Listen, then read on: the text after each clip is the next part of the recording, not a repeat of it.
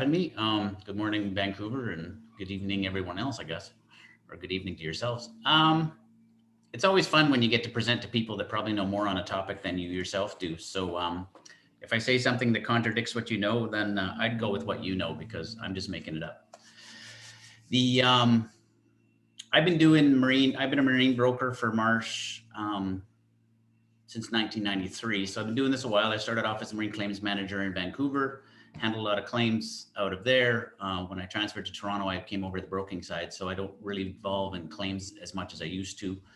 Uh, but that said, that is really what we do, and we're the provider of marine insurance, or our department is. For those aren't necessarily clear, Marsh, we are the broker, so we're the guy in the middle. So there's the client, the insured, Marsh is the broker, and then there's the insurance company. So we're representing the client, the insured, but we deal directly with the insurance company. Marsh is one of only a couple brokers that actually maintains their own marine claims department. So most of the smaller brokers, they wouldn't do that.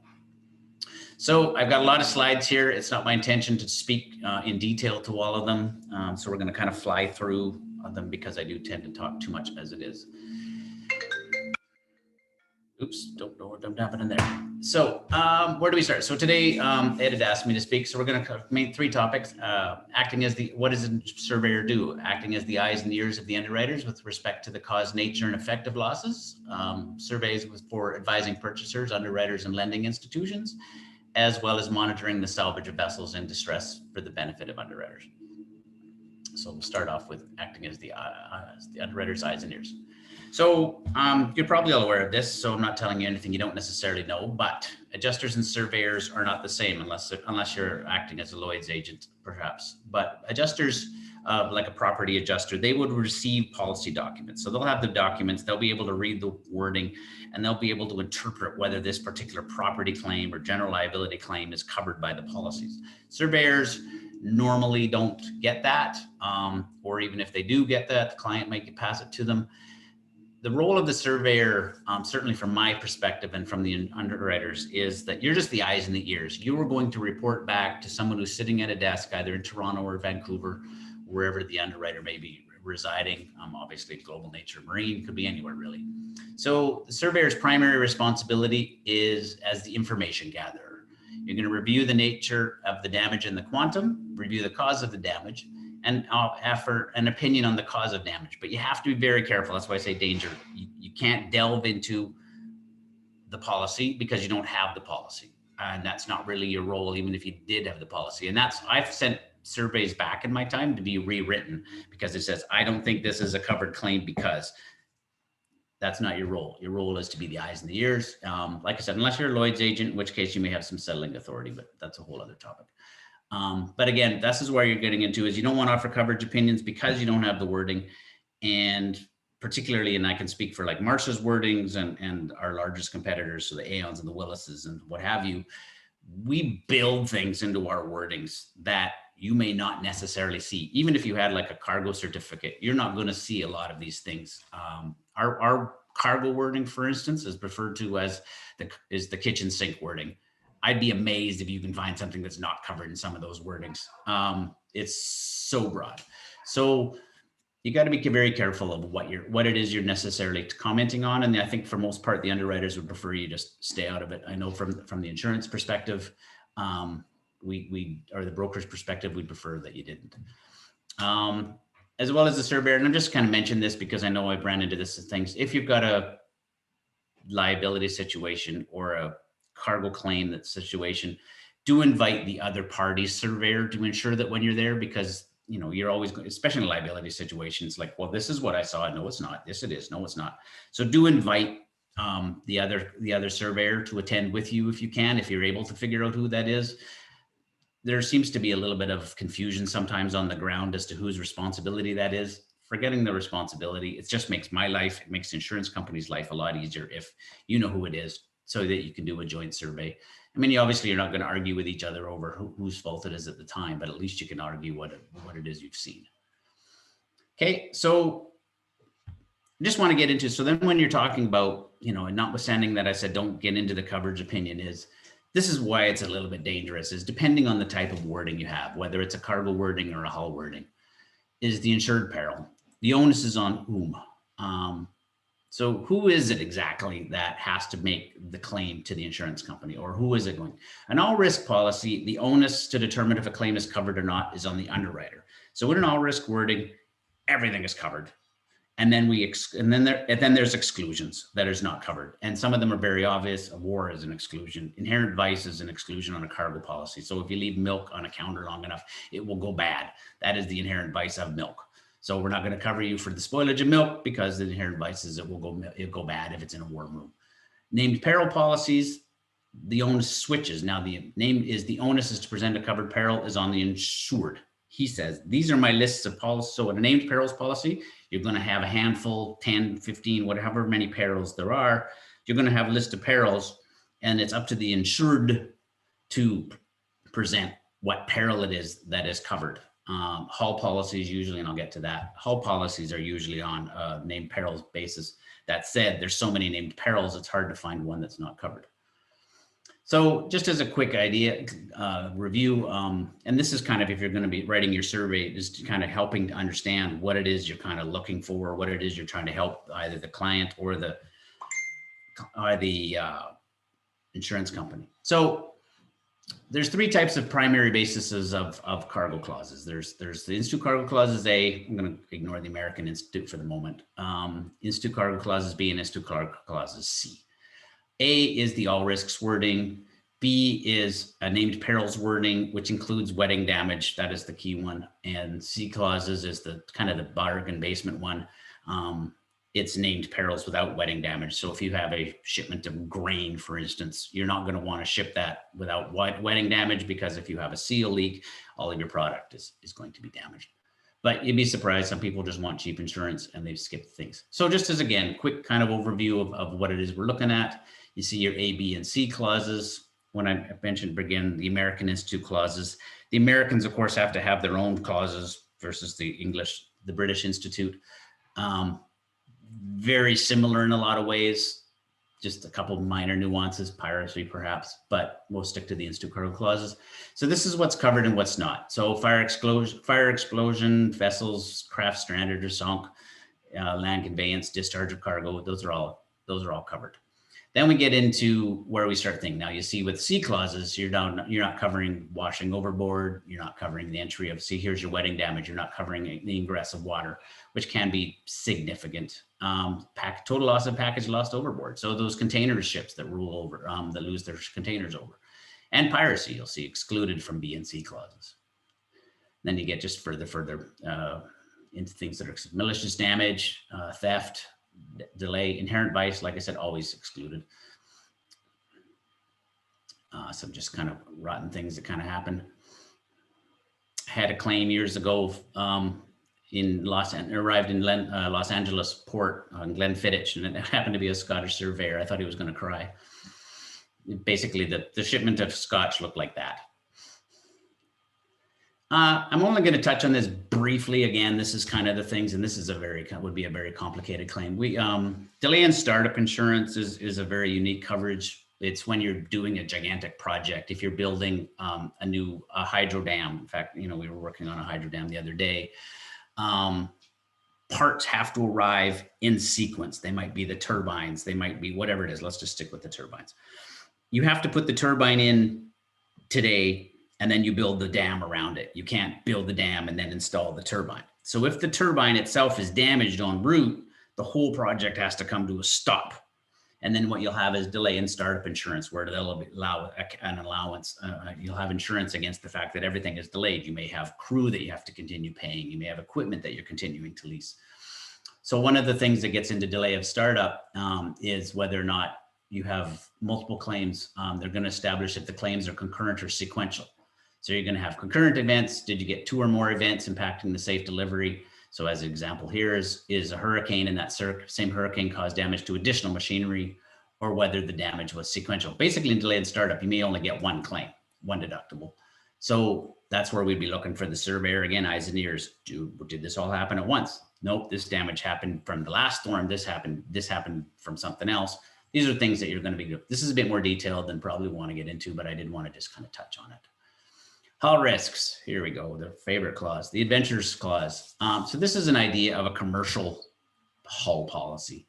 Most commercial policies are always on a named perils form, and you get the touching adventures of which the underwriters are contented to bear.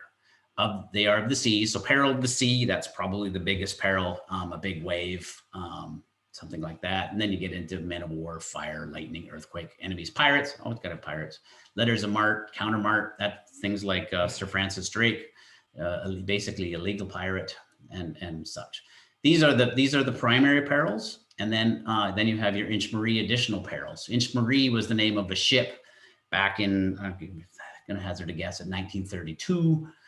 That was not covered by the ordinary perils. So now as part of an ordinary marine policy, you're going to have these additional perils that would be covering a hull policy. Again, these are all named perils. So it's up to the owner, the ship owner. He has to present his claim saying, this is what's happened. And this is where you're going to kind of look to the surveyor to say, I'm going to need your help with telling me what was the cause of it. You're not going to tell him whether it's covered, but this is why the cause gets to be important on a hull policy. So negligence of the masters, the officers, the crew, had a tuna boat out of the Philippines, and the master, the chief engineer was measuring the oil every day, and the oil gauge was going, it was higher than it was yesterday, and then it was higher than that the day before. Well, doesn't that seem to you that maybe there's a problem? And he just keeps writing it down. So then, of course, there was a water ingress into the engine. The oil turned out to be kind of some chalky brown, seized up.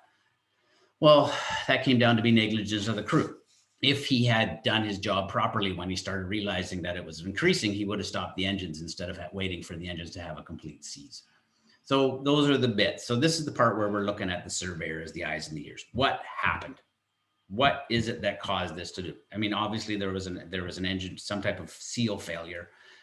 But really, ultimately, the damage came down to the fact in the case of the engineer was if he had done his job and shut the engine down, it would have been a minor repair. It wouldn't have been something. And actually, this particular tuna boat failed right in the middle of the Pacific Ocean. I remember drawing a line and thinking, I don't think you could possibly be farther from land than this particular boat was at that exact moment. It was a 10-day tow, if I recall, to get it back into harbor.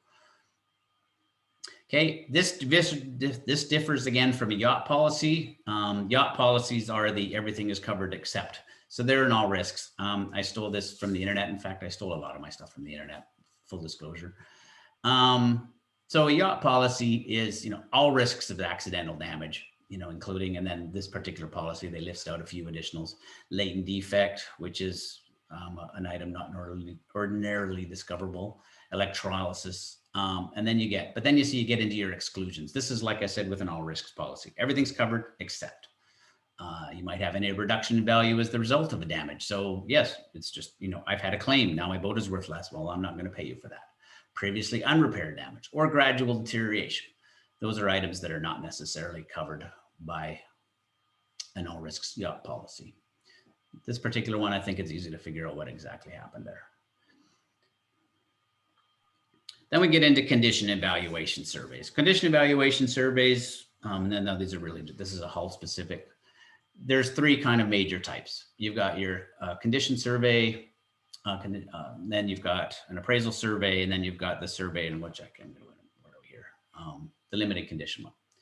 So what is a condition survey? It's going to basically be, something where you're crawling all over and you're going to ascertain the full condition of the vessel. You're probably getting called out more to do these more often. The insurance market right now is a complete, from my perspective, disaster. Every single hull underwriter wants to have a survey. And if they don't necessarily want it this year, they might forego it till next year. It's causing us a lot of consternation because clients, first of all, they're not working as much. Some of them aren't. COVID, they're not making as much money. They might have no crew. And then on top of that, the insurance companies are turning around and saying, hey, I want to have surveys. I want to have a full condition evaluation survey. Well, that's great, except the fact the client doesn't have any money. Thank you very much. In addition to the fact is depending on where it is, you got to get there. And that in itself costs money. So it's a bit of a hard sell, but this is where we are. So, what are we normally looking at? Well, like I said, this is the work you guys do. So I don't really want to necessarily get into the deep details, but it's just crawling around, finding out, is there a crack somewhere? Is something that hasn't been noticed, and making some recommendation as to what is required to bring the vessel to a safe and insurable state. We had a barge claim years ago on the West Coast, and I'll just say that the barge was red. So you can figure out who that was. All just moderately above the water line was rust holes. So when they loaded up the barge, it went down below the water. The rust holes were now below the water. Strangely enough, it filled with water. Obviously we'd have had a survey on that, although it wasn't our barge. We wouldn't have had that claim. Pre-purchase surveys. These ones also, I know you guys get into these a lot. That's conducted when someone's contemplating buying a vessel. It's a very comprehensive condition and valuation survey that includes the operation testing of all systems and equipment, as well as potentially as a sea trial, not necessarily always. The vessel is typically inspected both in and out of the water. Primary purpose is to provide the buyers with information as to what it is making a proper decision. And then they're going to want to know what the vessel's current market value is, and that it's a good risk. Okay, and then you get a limited condition evaluation survey. These are the ones that we do for insurance purposes. These are the ones that I'm usually asking clients to get, and when clients are asking on your behalf. They can be done in and out of the water, depending on the carrier's requirements. Depends on the size of the vessel too, right? Obviously a gigantic ocean carrier is going to be a little different than others. And then everybody, like I said, everyone has their own. The information contained in insurance condition evaluation survey is not sufficient to make an informed decision regarding the purchase of the vessel. And then you have an appraisal survey. These are just a simple, this is what is it worth? It might be for financing estate, divorce settlements. What is the boat worth? I know my own personal boat was part of a divorce settlement, which was all right because it just meant I got it cheaper. Then there's virtual surveys, and Ed O'Connor, who's online, might recognize these words because they're his exactly. I stole them. So in the day now with COVID, and it's harder for people to go see everyone, and as well as I know some of the classification societies are agreeable to virtual surveys. Completing a virtual survey with the owners, reviewing the structural, mechanical repairs and maintenance, the document review of Transport Canada Division 3 reports, and all current pertinent annual inspection. Some classification societies have introduced these short-term measures. Not really a survey, but we just did a virtual survey of a shipyard because nobody wanted to go into the shipyard. So they basically, the insurance company presented a list of questions and we went through them with pictures. So what should a good hull survey combine? Good condition evaluation survey, all of the pertinent information about the vessel, including the names of the owners, buyers, weather's conditions when you're looking at it, unique markings. Like I said, you guys should all know this stuff. Not necessarily go into all details in that. Photographs of the vessels. And then the last one, this is what I wanted to hop to, including the vessel's current fair market value and possibly its replacement value. That's going to depend on the vessel itself. But it does help. I don't know, does help the insurance company, does help us with trying to figure out where you are. The city of Toronto, if I go and give away all their secrets, their ferries are so old, but what's the replacement cost on a 50-year-old ferry that carries people versus what it's probably worth right now? You can imagine the difference in value. So you've got to figure that out. Plus also you have the conversation with the client, because not necessarily there's an insurance company. The insurance company is going to want to insure it for the fair market value, because you don't want to give the client an incentive, even whoever it is, to sink their boat. It's like, hey, I've got a $250,000 boat, but it's insured for $2 million. Well, funny enough, that boat all of a sudden is going to catch on fire and sink. But it does help you, in certain circumstances. What is the replacement value? I have clients whose vessels are so unique that even though it might only be worth $100,000 right now, if it was to sink, there is no market. There's no such thing as Boat Trader where I can go and find a vessel of this nature. So we insure them for replacement costs, because the only solution available to the client is to insure it for replacement costs. And insurance companies understand that, but that's part of the conversation. That's why we need to have both. And vessel salvage. Full disclosure, vessel salvage is not something we get involved with a lot. It's very unique. Usually it's driven from the insurance company side. More often than not, they get the salvage master involved. Depending on the size of the claim, it's really definitely remote. when I reached out to the claims managers for the major marine insurers in Canada, just about every single one of them says, "Oh, I don't get involved in that. I don't get involved in that." So they were really not a lot of help. I did find a bit of information, stole it from the web, as well as the Ship Owners P&I Club was able to help me with a bit of their information as to. But what do we do in a salvage? What does a surveyor do monitoring the salvage of vessels in distress? You got the consultants and surveyors. They're part of the casualty team. You should have a high level of experience in casualties, understanding the salvage business. Consultants and surveyors have actually been salvage officers, are usually the best. And most surveyors deal in frequently major casualties and have little qualification to take a major role. Queen of the North, I don't know who actually surveyed that, but I can imagine this, no, he didn't salvage survey that one.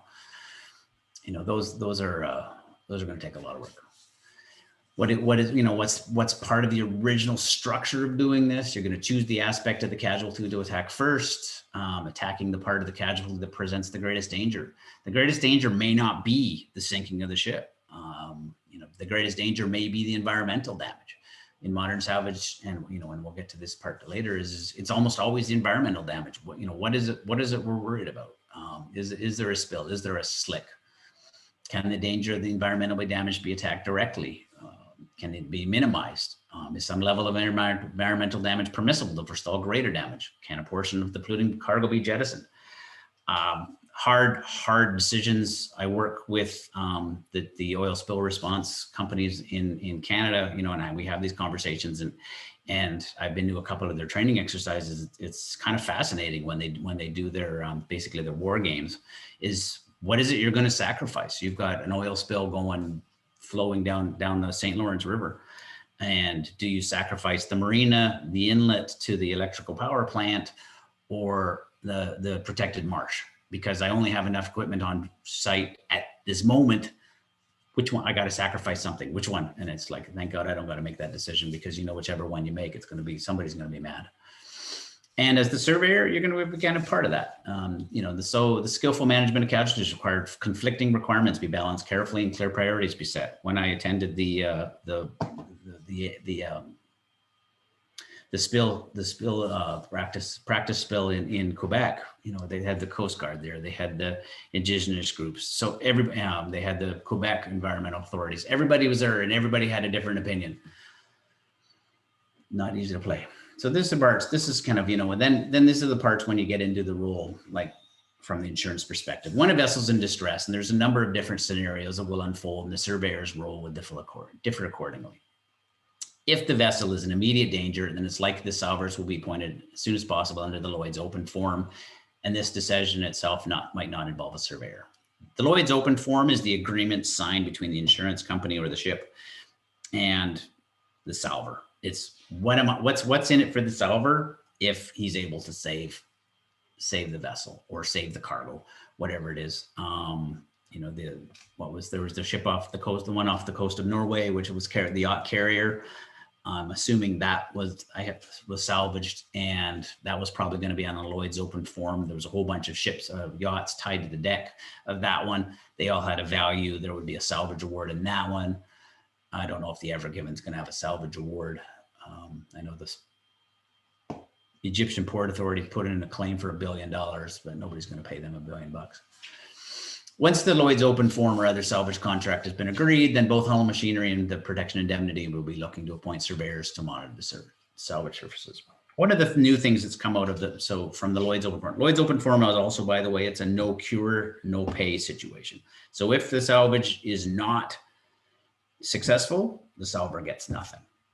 But if the salvage is successful, the salver is going to get an award, and very often the award is tied to how much was saved as well as how complicated it was. The more difficult the salvage, the larger the award. So Ever Given, for instance, very complicated. So where this, one of the things that came out of as time progressed was SCOPIC, which was the special compensation P&I club clause, which can be invoked under the Lloyd's open form. And then you'll have a special casualty representative. The reason for SCOPIC is it's to encourage salvers to go to the assistance of casualties that might not be worthwhile under no cure, no pay. Environmental reasons, for instance, you might have a barge that is clearly not worth saving.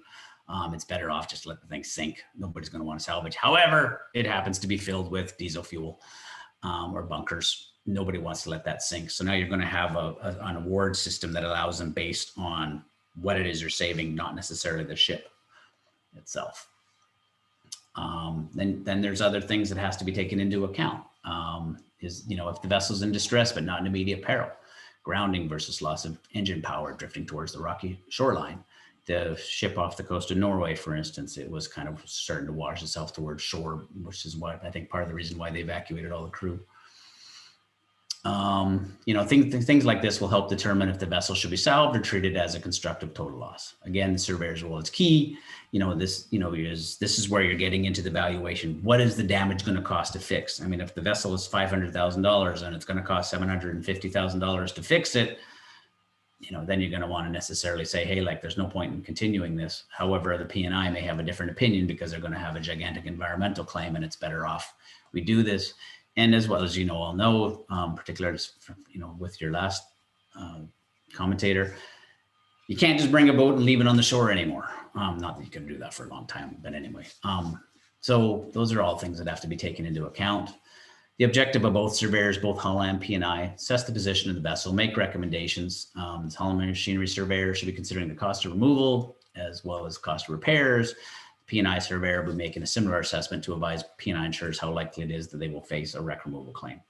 Wreck removal, if you're not aware, wreck removal is a liability. So if I have a vessel, any type of vessel, really, let's say I have a large vessel with a tower and it sinks under a bridge, and the Hull and Machinery underwriter looks at it and says, you know what, it's going to cost me $200,000 to raise that boat. It's going to cost me $300,000 to fix it. It's only insured for $200,000. Forget it. I'm going to write it off. But then somebody's going to say, but you can't leave this gigantic boat under the bridge because it's a hazard to navigation. That's why. So now it's a liability. So the Coast Guard's going to step in. The Coast Guard's going to say, you have to raise that ship. You can't leave it there. That is where it becomes a protection and indemnity claim. And that's where the wreck removal is a P&I. It seems intrinsically like it should be Hull. It's not a Hull issue. It's going to be a wreck removal for liability purposes. Unless you're raising it, this is where it gets a bit complicated. Unless you're raising it because it's going to cost me $100,000 to raise it, it's going to cost me $200,000 to fix it, but it's a $5 million boat. That's a sue and labor claim. That would be a Hull.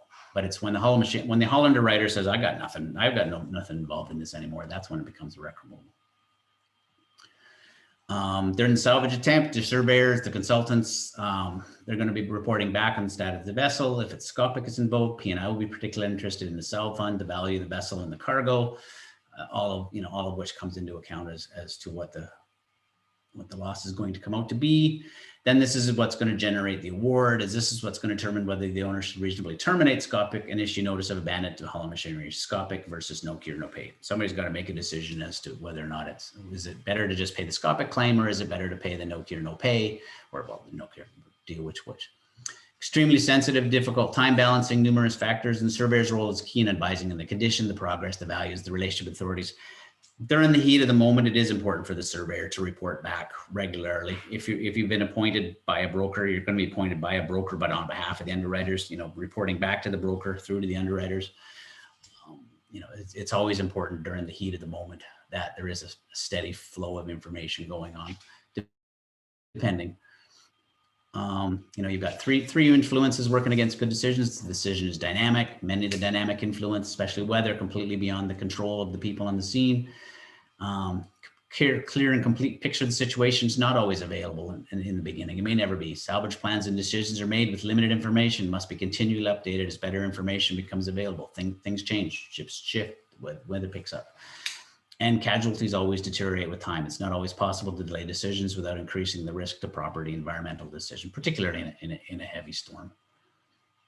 While I was working my way through this, I came across a little bit of information. I hadn't really been following this. This is the recovery of the Golden Ray. That's the big car carrier that rolled over in Georgia in 2019. I was going to say last year, 2 years ago.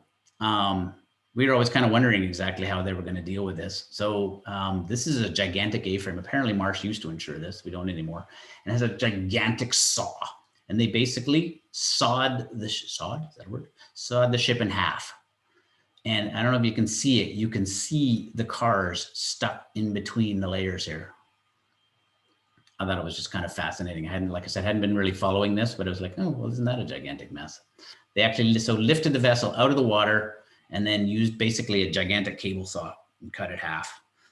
Not really a salvage at that point. That's more of a wreck removal. So the P&I claim for this is going to be atrocious. The P&I, the wreck removal claim on the Coast Concordia, I think was $2 billion, if I recall. The hull value of the Coast Concordia was $600,000. And the P&I, the wreck removal claim was $2 billion. Cam, I've lost your presentation. No, I think I killed it. I don't know why I did that. Let's not do that. Let's not do that. It's back. That's good. Well, anyways, well, now I can't even get it to run. Anyway, there we are. And that is that. I don't even know where I am with time.